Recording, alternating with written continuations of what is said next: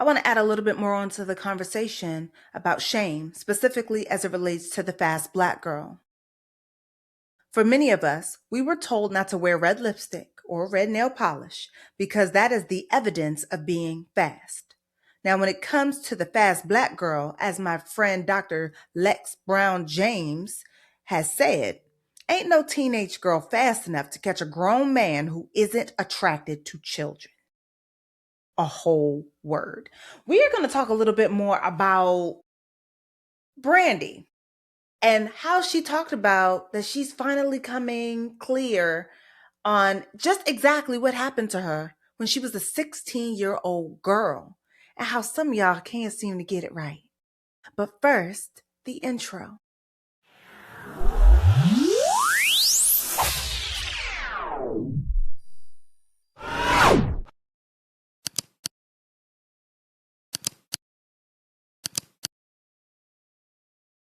And welcome back to another episode of the Daily Donna with me, your host, Dr. Donna Oriowo, sex and relationship therapist in the Washington, D.C. metro area, author of Drink Water and Mind Your Business, a Black woman's guide to unlearning the BS and healing self-esteem. And I must say, I applaud Brandy for coming out, for telling her truth, for talking about her experience, because it is far too often that we don't label these disgusting men who are chasing after children, but we will name these children fast, that we will go and label a black girl fast. Now, I want to talk a little bit about the whys of it all before we get into some of the what can we do instead sort of thing. So let's talk about why. Where does the idea of the fast black girl even come from? I believe that some of this thing is born from the tropes that they already give black womanhood: the mammy, the Jezebel, and the sapphire. Now, if you have ever been in a class with me, then you know that I talk about these things through the space of colorism and texturism. And I talk about it in chapter 4 of my book, Drink Water and Mind Your Business. And the opening quote that I gave you, that little bit that I read, is actually from chapter 5, page 86, A Word on the Fast Black Girl. But the main thing is this: the mammy is supposed to be fat and dark skinned with kinky hair, and she is said to be undesirable. The sapphire, she rolls her neck and pops her finger. She's got so much attitude that she needs to be subdued sexually against her will, because that is the way that you put her in her place. And then you have the Jezebel. She's light skinned. She's got that 3C hair, right? She got looser hair texture. She's got thinner Eurocentric features and is said to be so wanton, so desirous of sex that she could not possibly be taken advantage of. Why am I saying this? Part of the reason that I'm saying this is because if you do not understand that these are the tropes for Black women that have been used for grown men, for white men specifically, to do what they want with little consequence, or to assuage their own guilt, to assuage the fact that they already are understanding that they are engaged in a wrongdoing, then you will never understand the idea of the fast black girl. The idea of the fast black girl is that there is a child, because let's make no mistake, she is a child, right? There is a child out there that is so wanton, that is so wanting, that grown men fall at her knees to give her everything that she wants, because she is just that fast. And I end up asking myself, is the girl that fast, or are the men that slow? Are they that corrupt? Are they that problematic? Are they that, like, you have to slow yourself down from the age that you are to be seeking somebody in high school?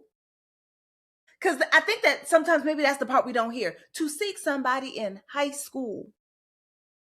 I graduated from high school at age 17, right? A lot of my peers graduated 18. We thought ourselves adults, and we certainly thought ourselves adult enough, but you're at a fundamentally different developmental status in your brain when you are in high school, right? I'll put Erickson's stages of development somewhere here so that you could just take a little look. Go ahead and pause it, take a gander. But the whole point is that when we create these tropes, when we create tropes like this, often we are demonizing the person that is not in a position of power in favor of the person in a position of power. We need to stop and think about why. Part of the reason why we tend to go into demonizing women, why we demonize Black girls, the reason why we do that, number one, it's an easy target, right? As far as the structures of power are concerned, Black women tend already to be at the bottom. But beyond that, children are also an unprotected class in the United States, right? In the way that we see children, too many people see children as property, but also see them as manipulative at the same time, right? Like that baby who cries and cries, but when you go and you pick them up, and they stop crying, some of y'all will say, "Oh, they manipulative." Y'all say it with straight face, whole chest, sounding dumb, right? Because the child manipulated you into doing what exactly?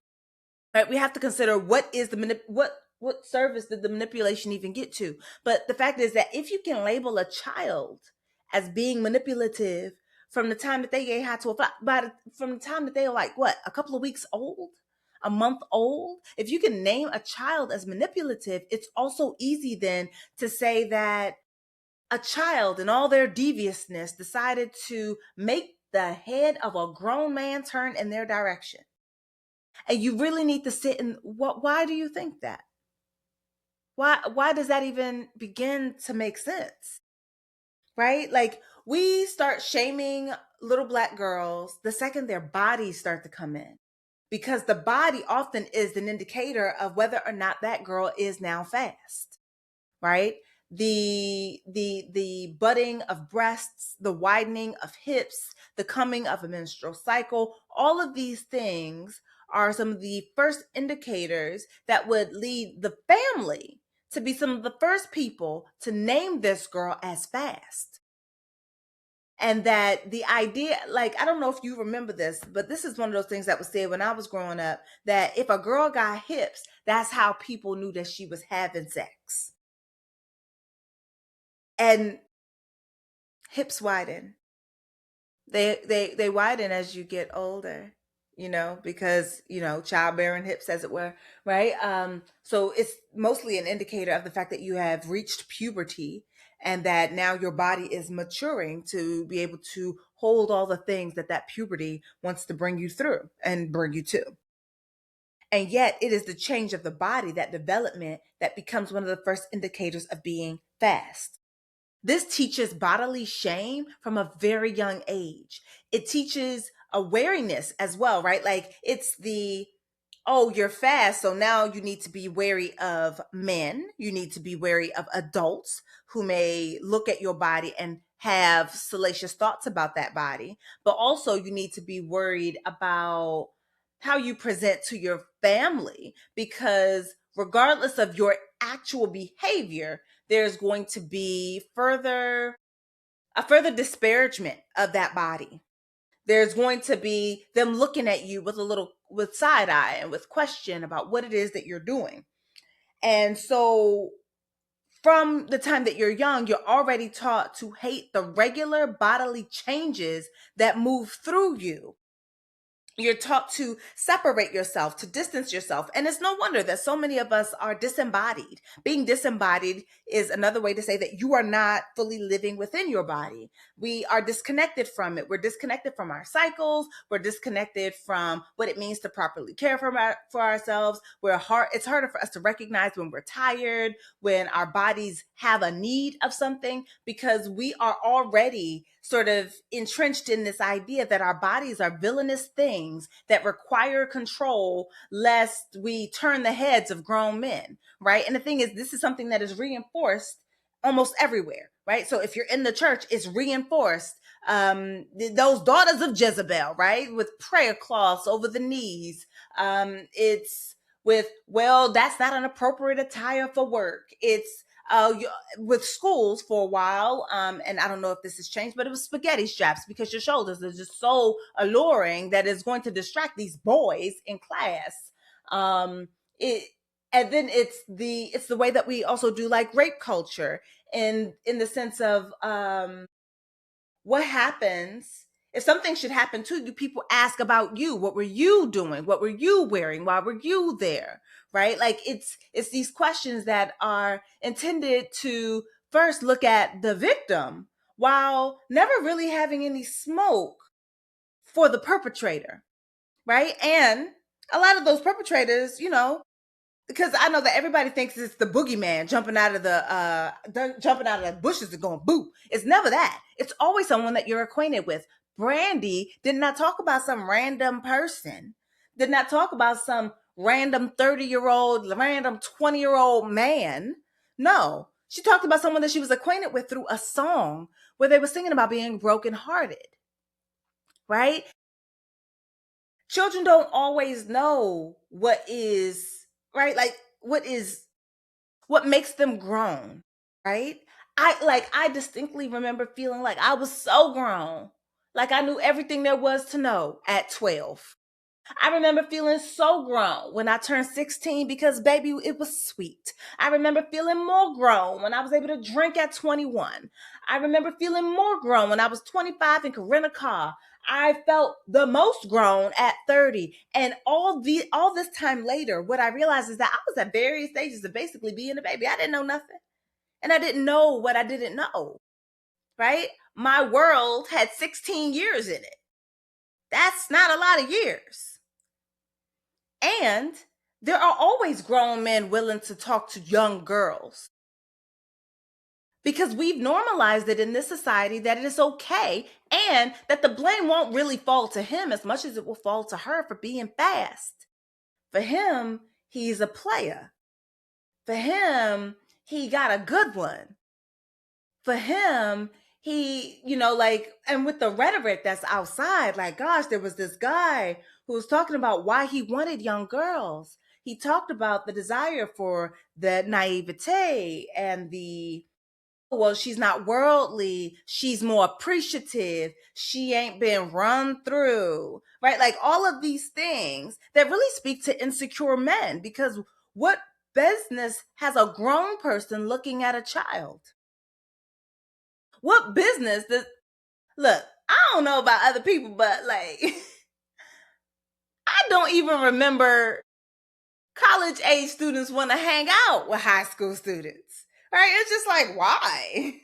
You're not cool. You're in high school. Yikes, right? Except where it comes to this idea of someone grown dating someone younger, and then suddenly we start shifting our ideas, right? A young boy who is being messed with by an adult woman is given the title of being a player, particularly if that woman is attractive.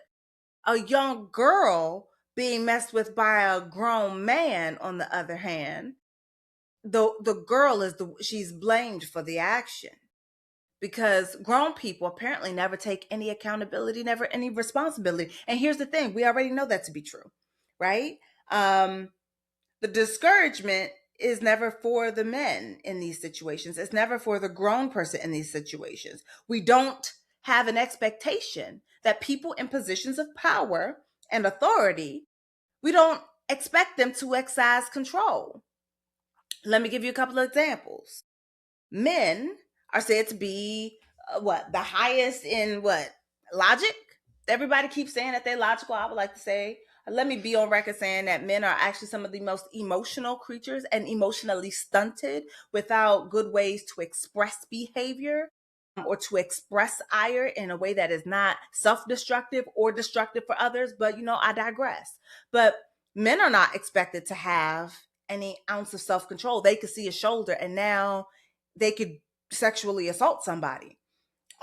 Rich people are not expected to exercise any control. They are seen as simply doing good business acumen by taking advantage of people who are not in the same financial position by allowing themselves to, I don't know, pay people less, maybe firing in a whole office full of people after they have done great work so that they don't have to share in the profits or so that they can increase profit margins, right? They're not expected to have any sense of control or decorum or morality. White folk left the shores to left their own shores to steal land and then left the shores to steal people to work the land. Please, no legs to stand on. Police officers we're often requiring the citizens to be the one to be what, trained up, especially black citizens, especially black boys and girls and children. Just like, so we're expecting them to exercise more control over themselves, to say yes sir, no sir, keep their hands, move slow, never turn their back, always be respectful, to calm themselves down, to staunch the sympathetic nervous system that comes online that tells them to fight, flight, freeze, or fawn, right? We expect the citizen to do this while somebody is allowed to be happy-go-lucky with a gun. Bet.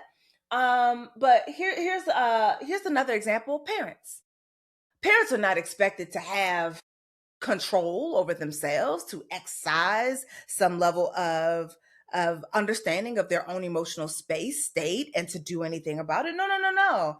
If you haul off and slap your child because you're angry, because you're dysregulated, because you're triggered, it's parenting. Do you see what I mean? At almost every instance, we give people in a position of power and authority, we give them a pass for piss poor behaviors that harm people that are without power or authority. We allow room for people to be harmed. People are outside today talking about Brandy, talking about she was fast, talking about she's trying to bring a good man down. And I would also submit to you that how good could a good man be if he's looking at children? It's just a question that I have. But the point is this, that when we have this label that I wish we would retire of the fast black girl, we have already done untold damage to self-concept, to our own self-concept, to the self-concept of those who are similar to us who are also hearing this, right? There is a damage to self-concept. Self-concept is what you know about yourself.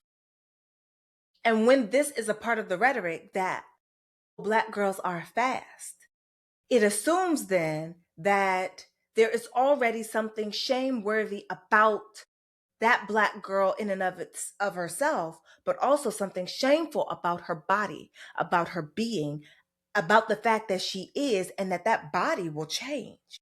So we are introducing shame. And remember, guilt is I did something wrong. Shame is something is wrong with me.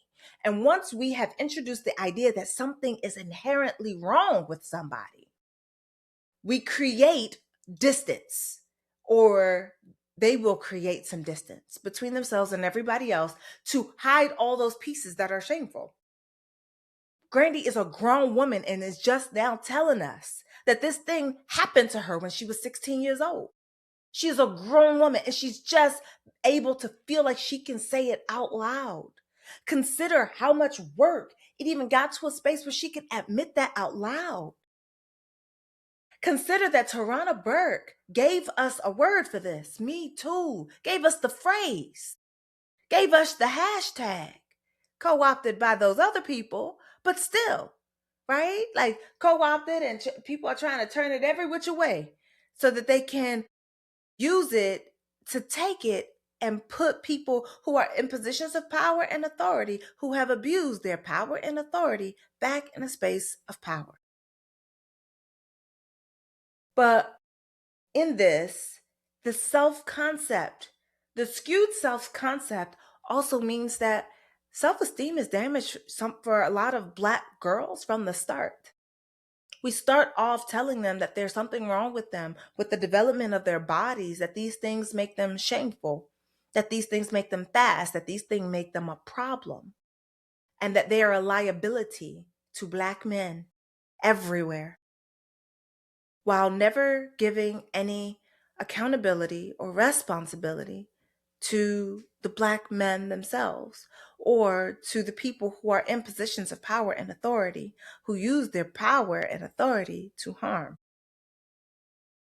I worry about us not changing this rhetoric, about not moving in a different direction and having a different conversation. That is what I worry about. And that is part of the reason why I wrote a word on the fast Black girl in chapter 5 on sex and self-esteem in my book. So what can we do? I always like a good what can we do. Now, if you have been one to be labeled the fast Black girl, you can go ahead and get the book. And even if you can't get the book, like you can't buy it, don't worry about that. In the book, there are number one, there are journal prompts. You can see that. But there's also a QR code. Go to your local library, scan the QR code. There's a workbook, and it helps you to begin to work through some of these things. But there are so many people who do work around this, around shame, around unraveling shame. One of them is Dr. Lexx, like I named. You can find them on Instagram at LexxSexDoc. There are, my goodness, so many countless other people, including, oh gosh, Lena Queen has this lovely workbook for adult women who need to work some of that stuff out. Um, there are so many people who are doing this good work, and I'll see if I can add a couple names or whatever in the description. But the point is that you are not alone in having ever been called the fast Black girl, or having it been applied to you or thrown at you as though a dart. What we can do as a society is we can unravel our relationship with power, particularly with the ways in which we have been brought up to protect power. People who are not in positions of power are taught to protect it. We're taught to be agents of patriarchy, agents of white supremacy, or of the white supremacist delusion. We are taught to be agents of capitalism, all the while having no capital, all the while being not being a dude, who would be one of the primary beneficiaries of patriarchy, all the while not being a white person, not benefiting from the white supremacist delusion, at least not in the same way, not to the same level. I recognize that there are always people who are looking to be chose, because if you're chose by one of the power structures, it can help you to feel better about yourself in any given moment. And I recognize that. Part of that is, I would say, by design. If you've been given nothing to shine on, people who use the you-ness that you are, your muchness, against you as a weapon and say something is wrong with it, when they select you um, and crown you, they also have the ability to remove said crown, to break you, and to put you back into your place. But in that moment that you are chosen, it can feel like having self-esteem, but it is fragile because it is not yours. It was something that was bestowed upon you. And if you remember, I talk about my framework for self-esteem, and that there is secure, fragile, damaged, and vacant self-esteems. And these things are on a spectrum. And yes, you can be in more than one place at a time, depending on where you are, who you with, and all that other stuff. But the goal is to get it as secure as possible universally. But when you are fragile in your self-esteem, or when you're vacant, it is very easy to become a pick me for supremacy culture, for male supremacy, white supremacy, for capital based supremacy. It's easy to be a pick me when you don't feel like you have anything to shine on. And it is also easy for them to be able to label who the problem people are, while they continue to extract from them, to take what it is that they want. Taking from a 16-year-old girl is despicable. It's horrible. It's disgusting. And we almost always blame the girl. We always tell the girl, go get dressed, your uncle's coming over. We don't disinvite that nasty ass uncle. That is something for us to sit in, for us to consider. So we need to consider our relationship to power, whether or not we have it, how much of it we have, and how we use it. Do we use it as a weapon?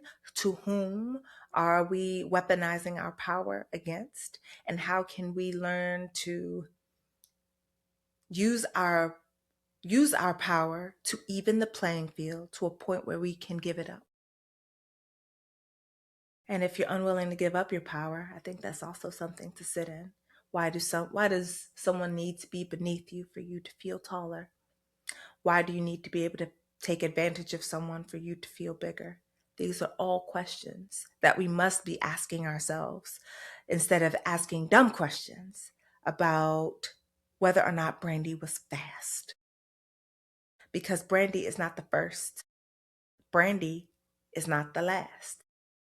Every time I see a relationship where there is a 10-year gap, I always have questions. Now, if you get with that person when you're 45 and they're 35 and you have that 10-year gap, whatever, right? Because that's two people with grown and developed prefrontal cortexes making a decision. But the second it's a 20-year-old with a 30-year-old, I have questions. Y'all are not at the same developmental stage or place. As soon as I see someone, it's an 18-year-old with some 30-year-old, I have questions because why are you there? As soon as I start seeing larger gaps, I start wondering, why are you there?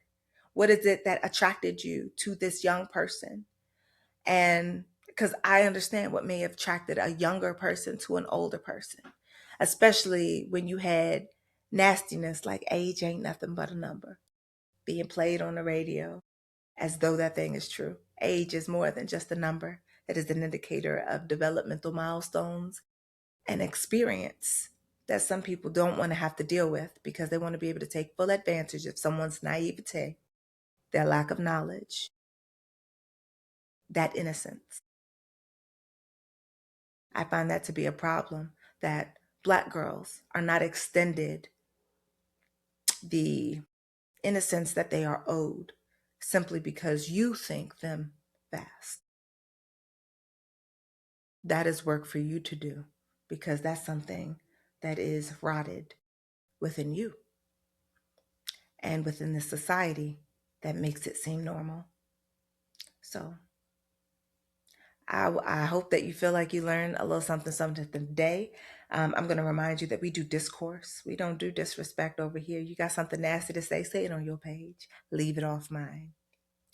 I am Dr. Donna. This is the Daily Donna, where we have our conversations with a therapeutic edge. I hope that you will go READABO, okay? Go read a book in case you missed it. All right. I will see you in tomorrow because this is the Daily Donna. Bye.